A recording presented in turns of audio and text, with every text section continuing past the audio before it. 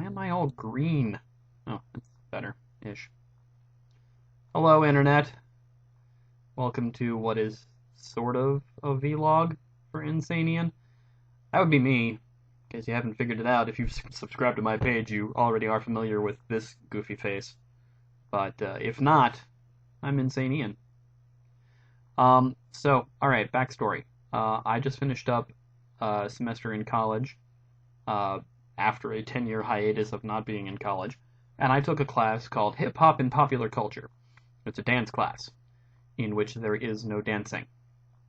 I didn't get it either. But okay, not that I'm, rhythmically inclined anyway, but I took a hip-hop culture class, and, because I like hip-hop, why else would you take it? Unless you're expecting an easy A. So I took this class, and for a project in the class, they had people doing papers on hip-hop or, b-boys or on, the Cotton Club and how it grew into hip-hop culture and stuff like that. And so instead of doing a PowerPoint presentation, I wrote a rap song about the history of hip-hop, or my 3.5-minute approximation of the history of hip-hop. And the class actually really seemed to dig it, which is surprising because I have no delusions of grandeur about my rapping ability. I don't think I'm that good. I know some people on this channel who subscribe to me enjoy my stuff, and I thank you and appreciate your support. But I have no claims to be good of my own anyway. So, but people liked it. I posted on my Facebook page that I did the song in class and asked if there was any interest in people hearing it, and surprisingly no one said no. So here's that song. We're going to try doing this via the webcam on this laptop that I'm borrowing, because, reasons. This will be interesting times. I also didn't memorize it, so I'll be reading it off the screen, and you can probably see it in my glasses.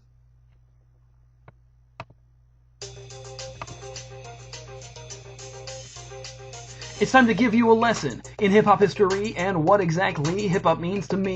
In 1970, in the Bronx in New York, a movement was started by DJ Kool Herc. Kool Herc went to work mixing samples and beats, got kids on their feet, blocked parties in the street. He busted out rhymes over records he played, mixing and matching samples with crossfade. The sounds that he made was changing with culture.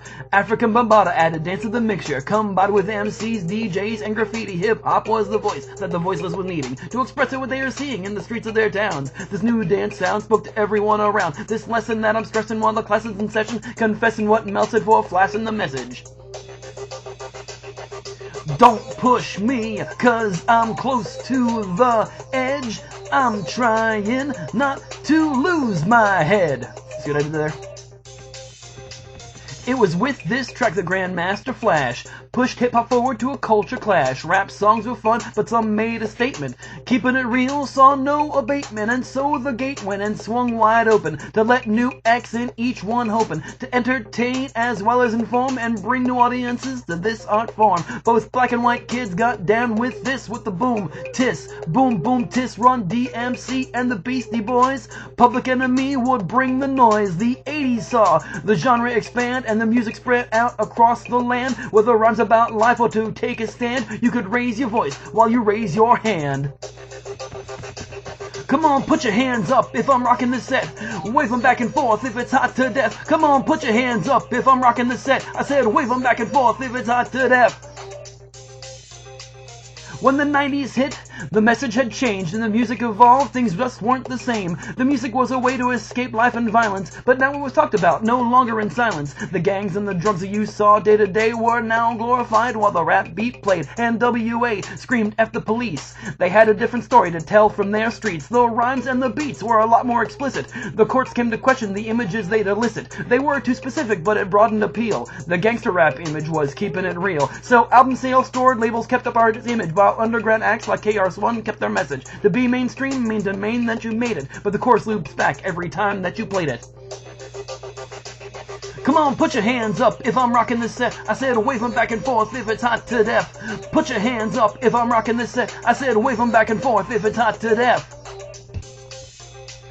Well, it's not overstated that the message was missing. While rap wars went on, each other starts dissing. Eazy-E versus Dre, Nas versus Jay-Z, and let's not forget Tupac and Biggie. It's a mystery what started it all, but soon after they fell, it all started to fall. Once the king's blood was shed, it all came to a head, and that's when it fed to pop music instead. Rap was so mainstream, it went back to the clubs. Instead of popping off caps, they were riding on dubs. The 3 B's of rap were booze, bling, and bitches. It's hard to relate when you rap about riches, but that's what the stitch is, but there's still a message. You just have to look where the underground hits is. And while life goes on, rap will kill steeple volleying, or the rhyme about ladies, or social problem solving.